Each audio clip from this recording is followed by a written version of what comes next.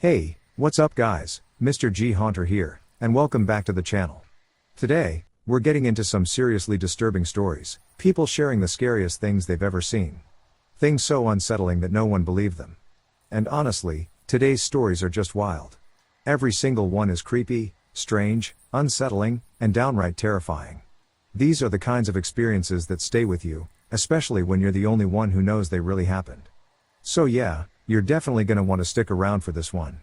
Before we go any further, I just want to say thank you to everyone who clicked on the video. It really means a lot. If you enjoy this kind of content, make sure to like the video and subscribe to the channel, it really means a lot. Now, before we jump into the stories, let's take a look at today's horror clip.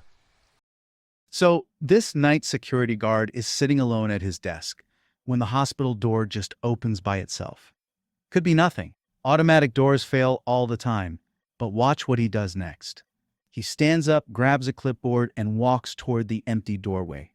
Then he stops and starts talking, like he's having a conversation with someone who just walked in. He's nodding, writing things down, taking information. He's registering someone we can't see.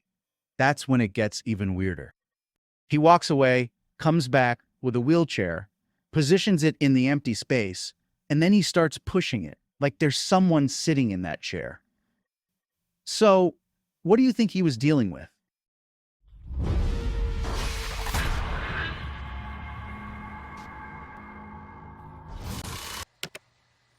Backstory. I grew up in a very dysfunctional and wildly abusive household.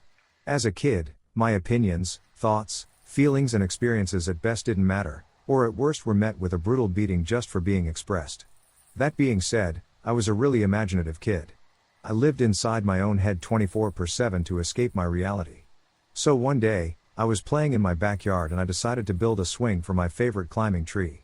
That required sneaking out a power drill, which I did, but my grandmother soon found it missing and screamed at me to go outside and bring it back in.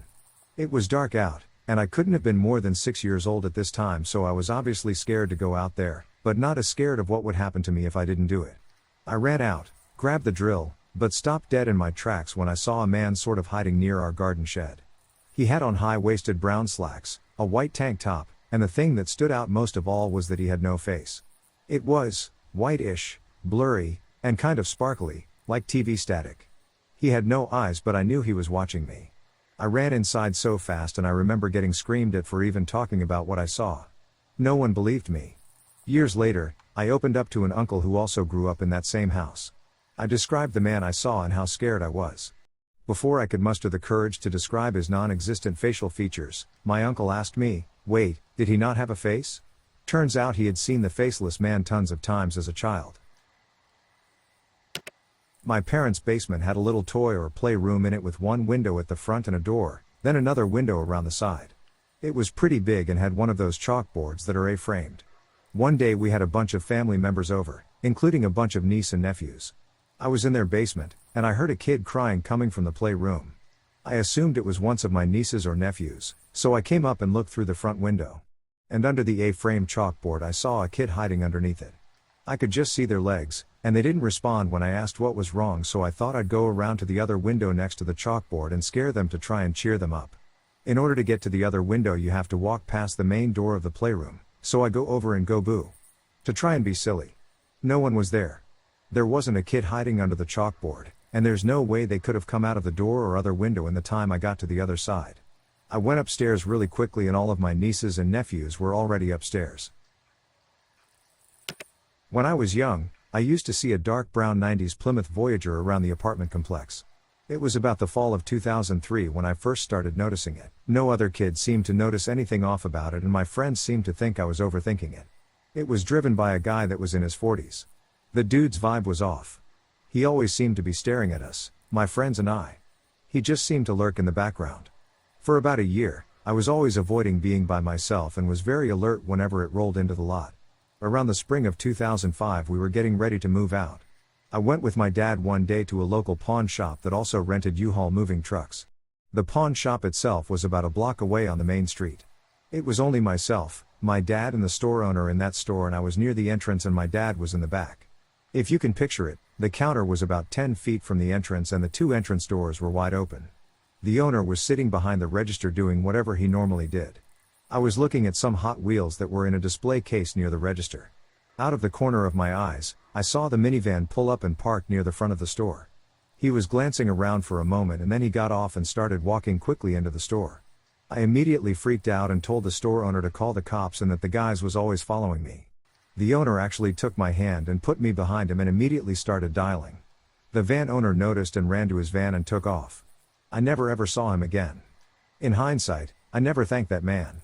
Had he not taken me seriously, I'm not sure what would have happened. The sheriff that showed up took the owner's statement and asked me about that guy. I didn't know much, just that he was always lurking around wherever I was with friends. I had never actually told my own father.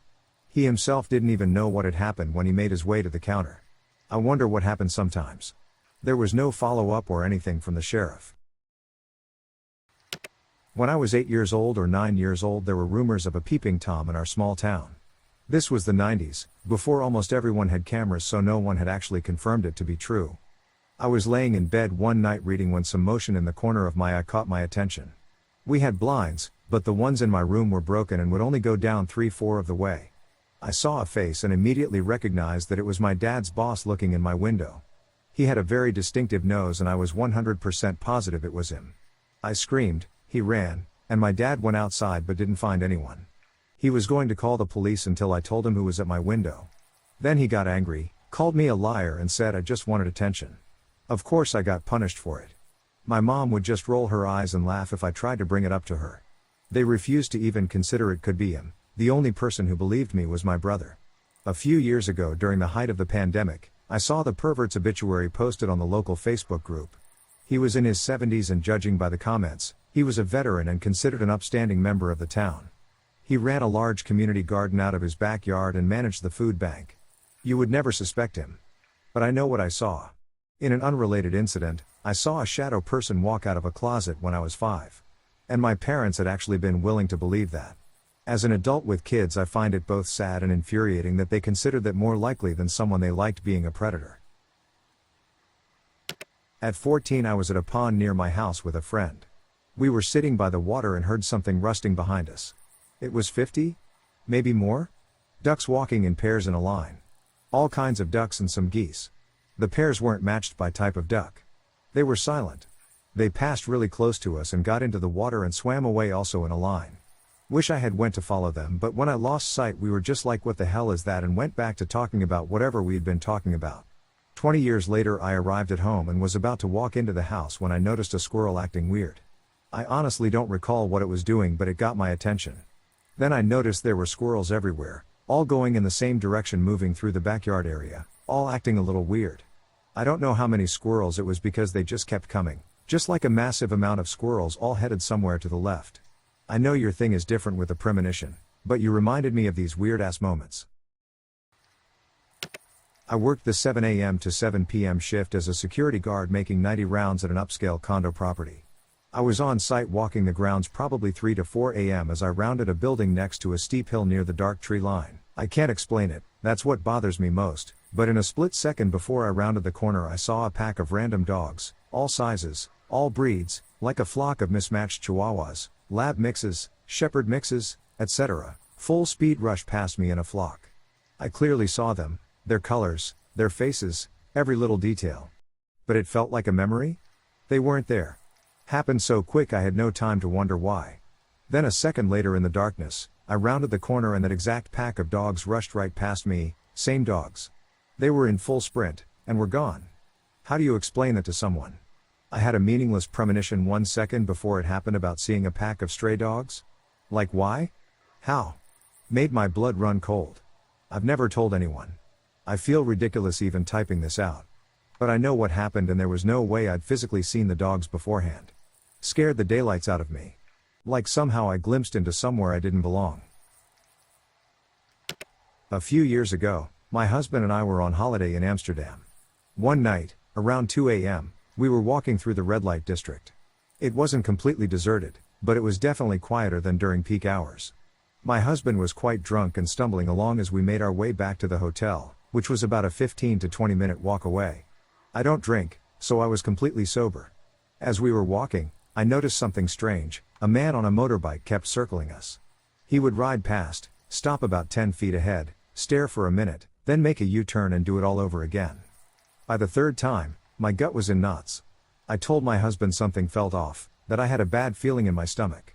He, in his drunk state, brushed it off and insisted everything was fine. He kept saying no one would mess with us because he's a big guy, 6'2" and broad. For context, I'm 5 feet 1 inch and pretty petite. Still, I pushed for us to take a cab.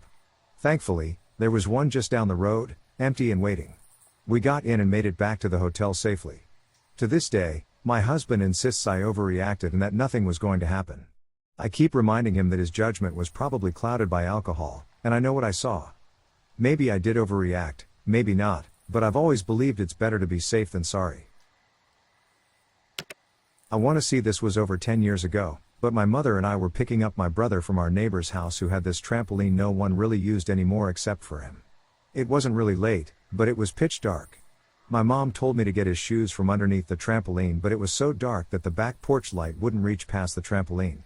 When she saw that I wasn't moving to get them, she asked what was the holdup, and started looking with me from the doorway.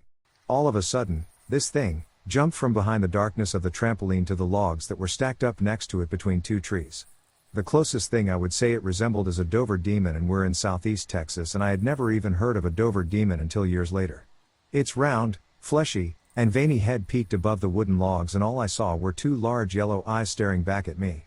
I didn't react since I was instantly paralyzed by fear, but my mom started screaming hysterically before pulling me back into the house and locking the door. I thought I had just been imagining things, but when an actual adult sees the same thing you do and reacts accordingly, you really start to believe what you saw.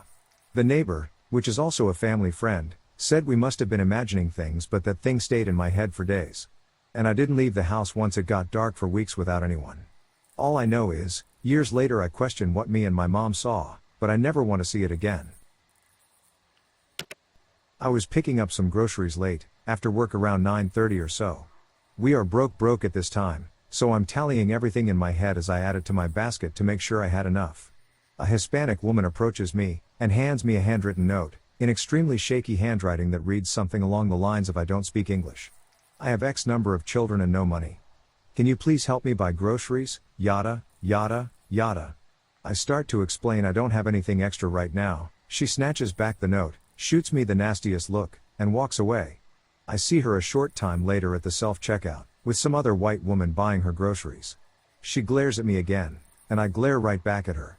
I go out to my car, fuming slightly, and thinking next time you run this scam to get deli barbecue ribs and junk food, lady, don't claim you don't speak English written in perfect English. And then I saw the van parked a couple of spots ahead of my car in the handicap spot. It was a 90s era, older model passenger van, white with windows that were either super darkly tinted or blacked out. The engine was running, and there was an extremely heavy-set white guy in his late 60s smoking out of the open window. He wasn't looking at me, I'm staring at the doors of the grocery store. Still, everything about the van and its driver put me on high alert. I walked past it, and it had an out-of-state paper plate that reads something like "only for relocation," or something along those lines. I had never seen a plate like it. He kept an eye on him even as I got into my car, and started backing out. That's when I spotted the Hispanic woman from earlier, pushing her grocery cart towards the van. I went from feeling pissy at her to being worried for her safety. The driver was clearly the English speaker who had written her shaky note asking for groceries. I don't know what her situation was, but I felt terrified, upset and frustrated all at once that I couldn't somehow help. God, this got long. Sorry. I don't really tell this story. Thinking about it is such a sad, haunted feeling.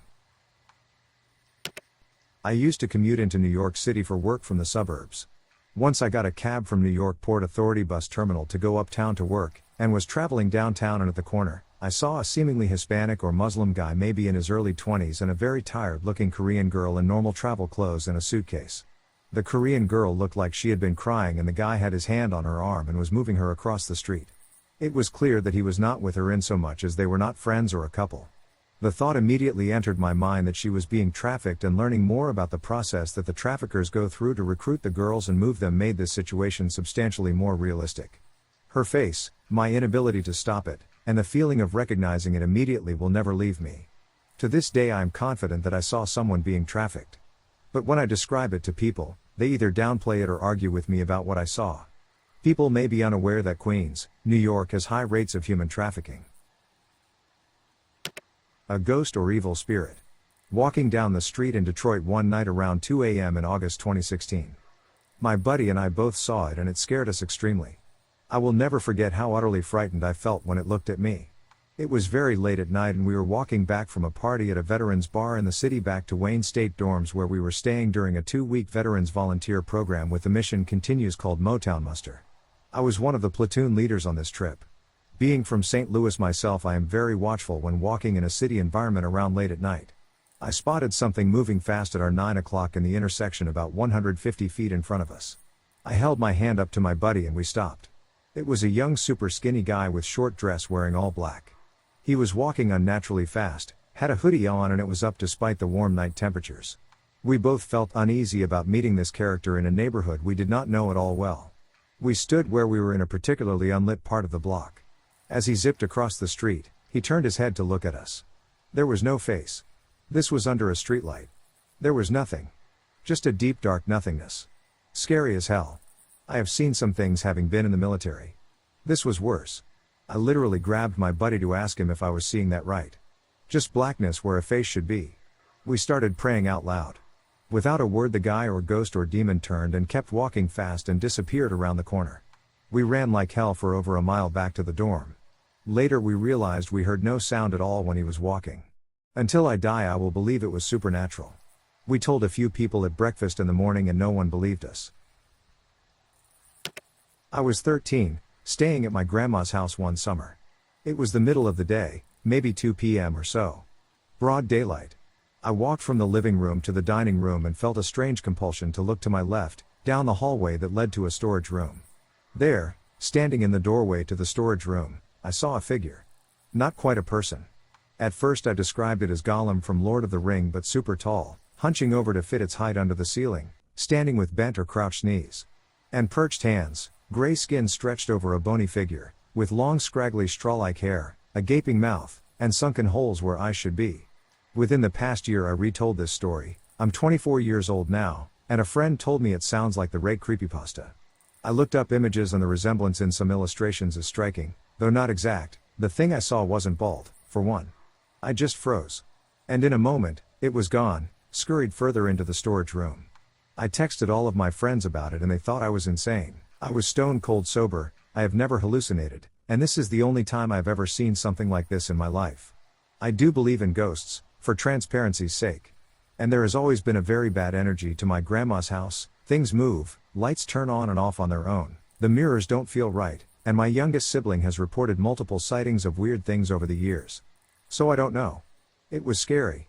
I never want to see anything like it again. I have a lot, but the one that pops into my mind first is what happened when I was a child. I never slept facing the closet. I was just a precocious child and thought that if I couldn't see something, it wasn't there. Now keep in mind that I wasn't a big dreamer, never had sleep paralysis, and I woke up at dawn almost every morning. Once I was up, I was up. I fell asleep that night facing away from the closet, but when I woke up I was facing it. Immediately I was awake, eyes wide open, no residual sleepiness. The door was cracked open. It was never cracked open. I always checked. This night it was and I was absolutely freaked. I held my breath and waited. Now, this is where you would think nothing will happen, which is what I thought. Wrong. In all its childlike horror the door slammed open and hit the wall and from within the closet came this giant, 7-foot creature that wasn't a skeleton. But looked like it was formed out of layers and layers of bone. It was tall, with a giant mouth and black pits for eyes, and it was as pale as bone. It charged at me and I covered my head with a blanket. I felt it hit the bed and I stayed under the covers until I finally had the spine to look. It was gone, but the bed was uneven with the wall because the creature hitting it had moved the bed. I got up and screamed like a banshee for my mom, and for the next 5 years, I slept in a tent. 8 years old, terrible storm at summer camp. Thunder, lightning, hail, flooding. Everyone evacuated to the dining hall. I was standing in front of a window watching the storm. 14-year-old junior counselor was in the middle of asking me to get away from the window and go to the middle of the room to play games with everyone else, when we saw one of the biggest and oldest trees on camp get struck by lightning. There was this bright white-blue flash, and she grabbed me by the arm and dragged me under a table.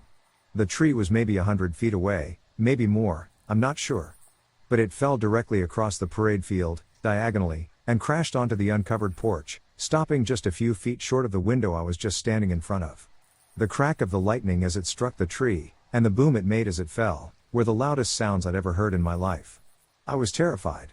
I'm sure the junior counselor was terrified too. She was very much still a child herself, but she pretended not to be scared for my sake.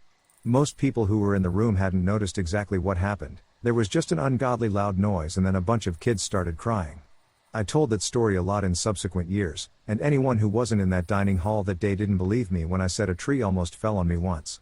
Not the scariest thing I've ever seen, but the scariest thing I saw that people didn't believe me about. I've got a couple, but whatever you want to call it, skinwalker, shapeshifter, something along those lines, sticks out the most. Was out on my cousin's porch at night smoking a cigarette, and saw this lady sitting on the bench in the front yard. I noticed that she was crying, so being the dumbass I am, I went to ask what was wrong and if I could help. She's not talking, but I end up sitting down trying to console her after asking if it's alright, and something just didn't sit right inside me. She started calming down but was unintelligible for the most part. I was able to catch something about a party, and that was it. Problem was, we're in the country and it was a really quiet night, like really quiet. As she's trying to talk to me, I noticed that her eyes have extra pupils. Like ovals around the main pupil, and the color was a super gold-like color. I couldn't take my eyes off them, and was confused when she asked if she could come inside. I snapped out of it because it wasn't my house, it wasn't my say-so.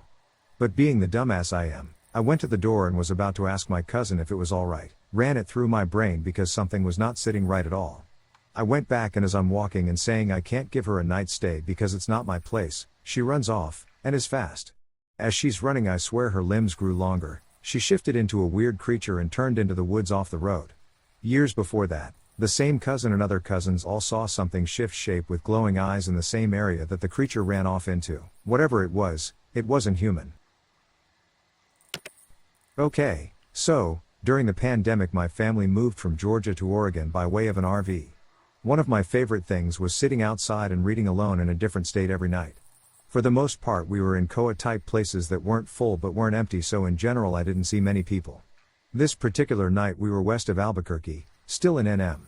We were at a private campground that was fairly empty, and a good distance away from 40, just a small 2-lane road in the desert. At night, with no moon, it was pretty dark. So, I was out reading, minding my own business, when I hear a car coming from a good way away on the road. I look up at it and see the headlights, and something grabs my attention. About 50 feet away from me to the left is a long but low chicken wire fence that separates the RV park from ranch land. As I look over at this car coming, I'm looking across the ranch towards the road and I notice something running on 4 legs, probably a coyote, I think. Cool. While I'm watching it and as it gets closer, running parallel to the fence, it suddenly stands up on 2 legs. And it does this while running, without losing speed. Just ran off into the night. After a second, after I started breathing again, I figured it was something I wasn't supposed to see, went back in the RV, made sure everything was locked, and tried to sleep. When I was 6 I was sent home. Small town, walking home. I heard my mother call my name. She sounded worried. I turned around to look and saw nothing. Then started to walk again, heard my mother's voice calling me. I looked behind my shoulder and there was an angel full of light floating in the air, saying my name one more time. I was a bit scared by this and started to walk again, slipped on some ice in front of the hotel in town. I felt face first and I cut open my lip. I ran back to my parents' restaurant. My mother was freaking out and I asked why she was calling me. She said, I didn't. She thought I had a concussion. Took me to a doctor a town over and I had to have stitches. My mother was so angry at the hotel. At 17 years old I had the same thing happen. I was on my bike. I heard my name, it sounded like my mother. Again, and this time it sounded urgent. I looked around and I hit a rock with my tire and went over the bike bar in the front. The next time I heard it, I was a single mom and 21. I was going downstairs to do some laundry. I heard my mom's voice yelling at me. I looked around trying to see. I went 1 step down onto an empty 2-liter bottle I could not see in the dark. I fell all the way down the stairs. After that I got upset. Every time I heard this voice, I got really hurt. I guess the voice wanted me to stop in my tracks, but it was so like my mother that I would look around thinking she was there. I said out loud, I will never listen to this voice again. You are hurting me. I never heard the voice again. I wonder sometimes still if I shut off some guardian angel or maybe a part of me that could sense future danger right around the corner. It is the confusion. Did my looking for the voice cause the accident, or was the voice a warning to stop what I was doing or I was going to get hurt? It scared me when I saw her, but more in the sense that the light was bright and what does she want from me, a 6-year child? My mother's voice would be the one listened to by a child, the voice of protection. As I have grown up, my voice is nearly undetectable as the same as my mother's. Of interest. The angel was a beautiful female, light all around her. Totally non-threatening. I was raised Catholic and was devout in childhood, loved church, sang in the church choir as a preteen. I continued as a teen, going to church by myself. Other members of my family stopped going when they started raising money for a newly constructed church. They wanted money to go to the poor instead. I was still faithful. The incident at 21 with my speaking to this voice was a period in my life where I was going away from the church. I had an illegitimate child. The priest refused to baptize him. Baptizing was necessary or my child would be in purgatory. I was questioning my faith at the time of the last accident. I loved my child, surely Jesus would forgive my sin of having a child out of wedlock. Society at the time was quite judgmental about single mothers. This priest's actions, which it turns out were incorrect ones, turned me from my faith. So I always wondered if the voice, or what I thought of as my guardian angel, stopped because I stopped believing. When myself and my best friend were kids, we used to mountain bike in this forest in southwest Europe. It was a beautiful place full of trees and lakes. A great place to hang out and explore when it was hot, as it was a lot cooler up there. It was very remote at times. You could go off the beaten track and find abandoned farms from the time of the dictatorship that were filled with incredible pieces of history. One night, we got a little lost and it started getting dark. We were at a particularly bushy or wooded intersection when ominously, we heard a growl like no other. It was like the distance drone of a motorcycle engine. It was coming from an alcove in the bushes where we could see 2 eyes, glazed and glaring back at us. Our first thoughts were that it was a dog guarding its territory. We were happy to outrun dogs on our bikes during the day. But this time it was darker and we were not entirely sure of our way back to civilization. But then, it rose and slumped out of the brush at the same time, its height greater than any domestic dog we had ever seen. Its back fur stuck out in spiked matted clumps, its teeth bare and long. We were staring at an animal said to have been extinct from that region. A wolf. It was so huge, its growling so different to a dog. Somehow, we just got on our bikes and rode away without incident and eventually made our way back to a local village where we found a bar and tried to tell a couple of adults we knew at the time. Naturally, no one believed us, but we know what we saw. I was at a local cemetery in New Zealand. While walking out I saw one of those little white crosses they use as a placeholder before they get a headstone. The bit that goes horizontal with the name on it had fallen off. I picked it up, put it back on the cross and left. That night, I woke up in the middle of the night and saw a man sitting at the end of my bed. Can clearly picture it still. Blue shirt, jeans, brunette shaggy hair, throat mangled. Absolutely terrified me and I screamed my head off and told him to go away. Blinked and he was gone. Now I always wash my hands when leaving a cemetery and don't touch anything in there unless it belongs to the person I am visiting. About the handwashing thing. Any Europa or cemetery you find in Aotearoa or New Zealand, there will be a bunch of water bottles at the gate. You're meant to wash your hands or rinse them when you leave the site. I think it's to prevent anything following you, etc. It is a practice in Maori culture here, and I may be a white girl but we've got Maori whānau on dad's side, and I grew up in an area that was predominantly Maori or Pacifica. I've learnt never question what the aunties tell you to do even if you think it's a bunch of hippy-dippy until you do the above and get the fright of your life. Not answering the exact prompt, but I don't think I've ever shared this with anyone, probably because I didn't think anyone would believe me.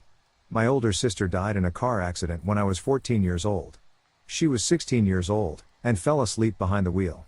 My mom was obviously sort of, righteously, psycho about me driving late when I got my license a couple of years later, but also very fair about it, looking back. I had a boyfriend I'd been seeing since just before I got my license and he lived about 25 minutes away.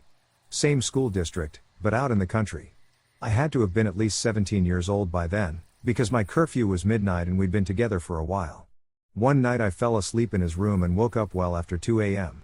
My mom hadn't called his parents yet, so I was guessing she'd fallen asleep, and hauled ass out of the house and started home. But I was tired and had probably been asleep for 3 to 4 hours at that point. We were generally good kids. Was one of those drives where you knew the area so well, you could do it with your eyes closed. I think I started to nod off while I hauled ass home, and I remember looking over and seeing a giant black dog with a docked tail about to run out in front of my car. I hit the brakes, alert instantly. No dog. I'd driven past that house hundreds of times but never remembered a dog there. No dog. I drove home, slowly and carefully and scared. My mom was asleep, but our family dog was waiting at the door. A Rottweiler. That was a birthday gift to my older sister that she had picked out, the runt of the litter, years before. A big black dog with a docked tail. Weirdly, both myself and my younger sister have had surgeries on the same calendar day that she died. Mine was elective and not remotely life-threatening, but I was so young, 15 years old then, at the time, that they pulled in a second surgeon to help, without charge. 3 or 4 years later, my younger sister did have a surgery for a life-threatening emergency. The morning before they'd told us they weren't sure if she was going to make it, pumped her full of antibiotics for a full 24 hours before they'd even approach, misdiagnosis 2 weeks beforehand, intentionally vague on that, but she was entering kidney or liver failure. She made it through the night, and I remember thinking, not this day, she will not leave us too on this day. And she didn't. I'm not religious. Losing my older sister was the same as losing my religion. I don't pray to God, I pray to my sister. I grew up in a very small town, population 400. My parents never cared about what I was up to so long as I wasn't bothering them, so I never had a curfew or anything like that. So I was about 14, walking around town after midnight, texting friends and listening to music, just enjoying a quiet summer night. I was sitting on a kind of stage, like a big concrete block in the park with a roof, used for the yearly 4-H fair mostly. I was completely in the dark, but I could see all the streets around me in the park, thanks to the street lights. I must have heard a noise or something because I randomly looked up, and standing in the street light was a man wearing a long red dress, no shoes, looking at me. He was old, bald, beer-bellied, and completely unfamiliar to me, which is just wrong. There were only 400 people in my town, and I'd lived there for 14 years. I knew everybody. Everything about this guy, his weird clothes, the hour of night, the stillness, watching me. I still feel cold just thinking about it. We just stared at each other for what felt like a few minutes. Eventually he just sort of wandered off out of the street light, and I couldn't see him anymore. I sprinted the short distance back home and sat in my room glued to the window in the dark, waiting to see if he'd wander past, or worse, followed me home. I never saw the man again, and my dad didn't believe it at all. He said I must have fallen asleep or seen an animal? No, it was a large bald man in a red spaghetti strap dress with an asymmetrical hem and slouch neckline standing at the corner of 2nd and Ash. I know what I saw. A few years ago, we were on vacation with our daughter, who was probably 2.5 at the time. She had a huge obsession with playing keepy uppy, thanks, Bluey. So we thought bringing a few balloons to blow up and play with would be a great way to pass time in the evenings when it was too cold to go outside. We stayed at an Airbnb that was 2 bedrooms, one with a full bed, and one with a queen. She was finally sleeping through the night without needing to breastfeed. So her dad insisted he sleep with her, and I get a quiet room to myself. No problem for me, I was excited, so I took the bedroom with the full so they could have more room to make for safer co-sleep. Throughout our time there I kept hearing things. I even told him that I was certain someone was living in the garage that was situated beneath the kitchen. Then, no, maybe it's the single pane windows that are who knows how old. Finally, I joked that the house was haunted. He brushed me off, and I was like, yeah, you're probably right. One evening we all ran around the house playing keepy uppy. When it was time for bed, I remember specifically leaving the 2 balloons in a room off of the kitchen so that they wouldn't bop around. Plus, there was no furnace vent in there. I don't know why that matters, but it did at the time. What does matter is the room I left the balloons in was at the back of the house. And the room I was sleeping in was in the front facing the street. At some point I wake up because I hear the faintest bit of bouncing? Rubbing of something? I was half asleep and unsure. It went on for maybe a minute until I realized the sound was at the foot of my bed. Then I was afraid that our daughter had crawled out of bed and was awake and playing by herself, so I popped my head up fast. When I looked to the foot of the bed I saw what looked like a child's head ducked down to hide. I felt like a horrible mother and called for my daughter, but there was no response. Worried, I went to look for her. She wasn't hiding at the end of the bed, and realistically she wouldn't have been tall enough for me to see her anyway. She wasn't anywhere in the house, so I rushed to their room and they were both there, fast asleep. The next morning as we were getting ready to leave for breakfast, as I was walking out of the bathroom to grab my shoes, scanning for the area of the floor that I remembered leaving them, there was a yellow balloon under my bed. When I was 8 years old, I was swimming in Lake Ontario and came face to face with an eel. It was terrifying, and everyone called me a liar. Fast forward 20 years, and my then husband was working at a power plant on the lake and complaining about having to go into the room where all the fish get sucked in. I told him my eel story, and he said that they saw them all the time. It was such vindication. I remembered another.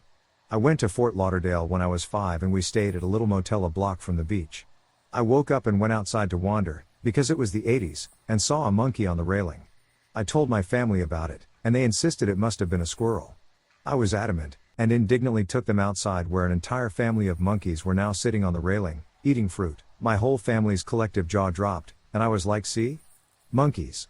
Turns out a few had escaped from the set of a Tarzan movie decades before, and they had established a whole colony pretty much based at this motel. My family's got this cottage on a lake up in Canada.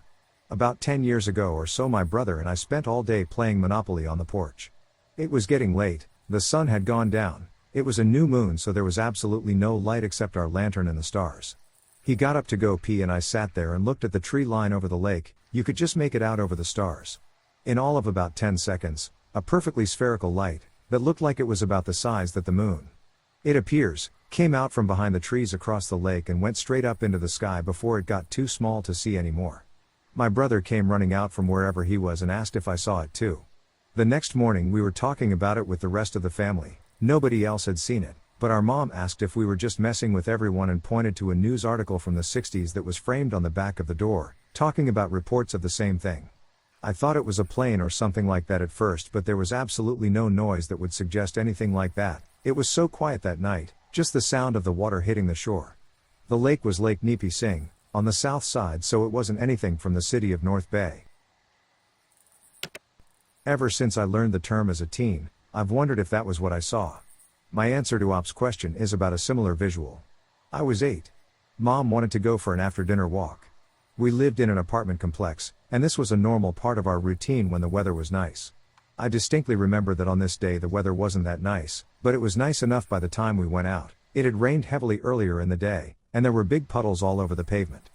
When we got out towards the front of the complex, we stopped and stared. Hovering about 2 to 3 feet perfectly over the apex of the roof at one of the frontmost building was a ball of icy blue-white light.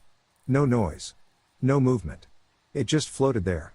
I looked around, baffled. The moon was visible elsewhere in the sky, and the light wasn't attached to anything. I asked my mom if she could see it too, and she just squeezed my hand real hard, and turned us around to go home. We walked in dead silence at a rapid clip where I struggled to keep up with her adult strides. I was barely able to sleep with awe and wonder. It had been so otherworldly and inexplicable. In the morning, as I got ready for school, I asked my mom what she thought the light was. She looked at me like I was crazy and asked what I was talking about. The light we saw last night, the ball of light floating over that building when we were on our walk, she said she had no clue what I was referencing. There was no sign of what it might have been as we drove out of the complex. What I saw happened in the middle of an early evening where it was bookended by normal life, and there were several hours of thinking about what I saw well before I fell asleep. I am certain this was not a dream that got mixed up with memory.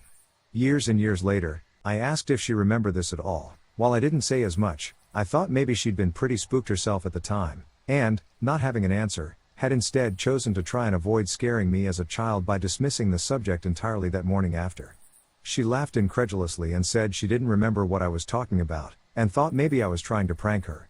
I can't imagine forgetting a sight like that, but she seemed completely genuine, and given her beliefs, if she did remember it, I'm certain she'd talk about it all the time as, for example, a sign from God or an angel visiting us. It wasn't actually dangerous like many of these comments, but it's still the most terrified I've ever been in my life. When you fall asleep, your body has mechanisms to self-paralyze so that when you start dreaming, it doesn't move about. This is actually why you feel uncoordinated when you first wake up. The paralysis hasn't fully stopped. It's quite rare, for most people, but it's possible when you wake up for this mechanism to not be reversed, causing you to be completely paralyzed despite being awake. If that's not bad enough, this is very often accompanied by your brain not fully switching off your ability to dream, meaning that despite being fully awake and conscious with your eyes open, you'll hallucinate. The paralysis usually causes people to panic, which means the dreams turn to nightmares. It's quite literally waking nightmare. A common theme is that people will hallucinate that there is a demon or some other evil presence in the room. This was definitely true for me. I don't know what it was, but it was some deathly being of shadow that began a screeching roar so loud that it threatened to destroy all reality, and a portal opened around it to endless desert of sand and eternal night. It approached closer, hovering over me, as if attempting to pull me into its domain.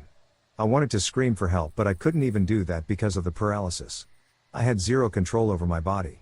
Again, keep in mind that I am fully awake, with my eyes open, and as conscious and aware as I am while typing this. Then suddenly all the hallucinations evaporated. I use evaporated because it was like they very quickly faded into nothingness. The paralysis was released. I sprang from my bed, and left for my living room to turn the lights on. It didn't feel at all like that moment where you wake from a vivid dream. There was no period of mental transition between this happening and me sitting in my living room with the lights on. As far as my sensory experience is concerned, everything that occurred was real and actually happened. It didn't help that I had never heard of something like this occurring, so I was very much in a state of what the hell just happened, and even as an atheist I was seriously spooked by this apparently supernatural experience. Probably the closest I've come since being a child to truly believing in that sort of thing. I googled what happened and quickly found that this is understood to be a real phenomenon called hypnopompic hallucinations, and that my experience was far from unique. So yeah, no danger was actually present, no real consequences on the line, but damn, was it terrifying in the moment. On the bright side, when I'm in a hypnagogic or hypnopompic state, and am aware, I now have the awareness to just kind of chill and rest, keeping my eyes closed, lest I end it, and just kind of enjoy the mild hallucinations. Alright, that's gonna wrap up today's stories. And yeah, these ones are especially rough, because imagine seeing something like that, and no one believes you. That's honestly one of the creepiest parts. If you made it all the way to the end, thank you so much for watching. I really appreciate every single one of you. Don't forget to like the video, subscribe to the channel, and share it if you enjoyed it. And let me know down in the comments, which story freaked you out the most? Or have you ever seen something terrifying that no one believed? As always, get some rest. And stay haunted.